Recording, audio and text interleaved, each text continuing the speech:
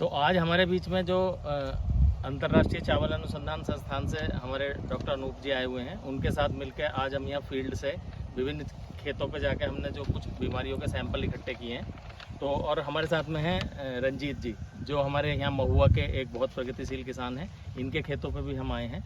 तो ये जो हमने अभी बात चल रही थी, अलग अलग वैरायटी हैं। ये देखिए आप, ये जो वैरायटी है ये तो है शीथ ब्लाइट इसे कहते हैं। जो ये और ये हाँ वैरायटी है PR-113 और बीमारी है शीथ ब्लाइट। जो ये नीचे की तरफ तने के ऊपर जो हमारी पत्ती चिपकी रहती है उसे बोलते हैं शीथ। तो शीथ के ऊपर जो ये झुलसा लगने लगता है, इस बीमारी का नाम है शीथ ब्लाइट। और अगली दूसरी जो बीमारी जिसका हम कर रहे हैं वो है ब्राउन स्पॉट, या जिसे हम ये हाँ दूसरी जो बीमारी है जिसका अध्ययन हम कर रहे हैं उसका नाम है ब्राउन स्पॉट। ये आप देखिए, जो ये छोटे छोटे ऐसे भूरे रंग के ये इसमें धब्बे पड़ जाते हैं, ये बीमारी दूसरी है।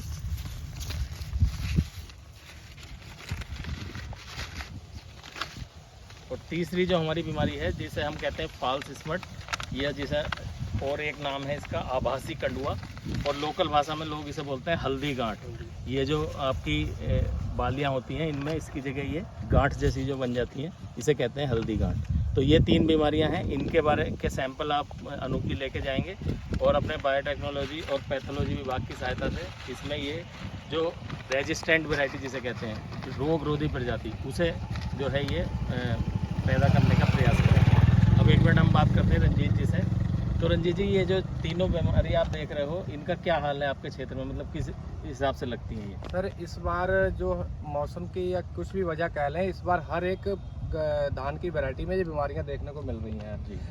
पिछले सालों में हमें बासमती में ये वैरायटियां नहीं, बासमती में ये हल्दी रोग नहीं देखने को मिला था, लेकिन इस बार बासमती में PR-126 में, PR-113 में सभी प्रजातियों में ये बीमारी देखने को मिल रही है। और जैसे कि आप जानते हैं, ये जो हल्दी रोग या जो फॉल्स स्पॉट है, मुख्यतः बीज की बीमारी है जी सर। तो इसका मतलब अगर जैसे आप आए हैं डॉक्टर साहब, अगर कोई आपको ऐसी प्रजाति मिले जिसमें कि ये बीमारी लगे ही ना, जिसे हम कहते हैं रोग रोधी प्रजाति, तो आपके लिए लाभप्रद रहेगा सर? वो हमारे किसान के लिए बहुत लाभप्रद होगा। हम इनके धन्यवादी होंगे जो ऐसी प्रजाति के लिए आगे भविष्य में जारी करें, जिसमें इन बीमारियों से बचा जा सके, किसान की बढ़िया उपज हो, किसान को बढ़िया अपना जो है कि उसमें पैसा प्राप्त हो। इसलिए बीमारियों की वजह से ही किसान आज पीछे जा रहा है। जी जी जी, क्योंकि जैसे ये होता है ना, बीमारी हमारे खेत में लग गई, फिर हम उसका एक स्प्रे द्वारा उपचार करते हैं, वो अलग चीज़ है। लेकिन जो जैव प्रौद्योगिकी वाले लोग हैं, जैसे डॉक्टर साहब हमारे बीच में हैं, इनका तो काम ही ये है कि उस वैरायटी में ये इस तरह के जीन्स और उस तरह की चीज़ उसमें डालेंगे कि वो वैरायटी में आपके बीमारी ही नहीं लगेगी। तो वो तो सबसे बढ़िया है किसान के लिए, क्योंकि जो उसे अलग से खर्चा करना है वो भी बच गया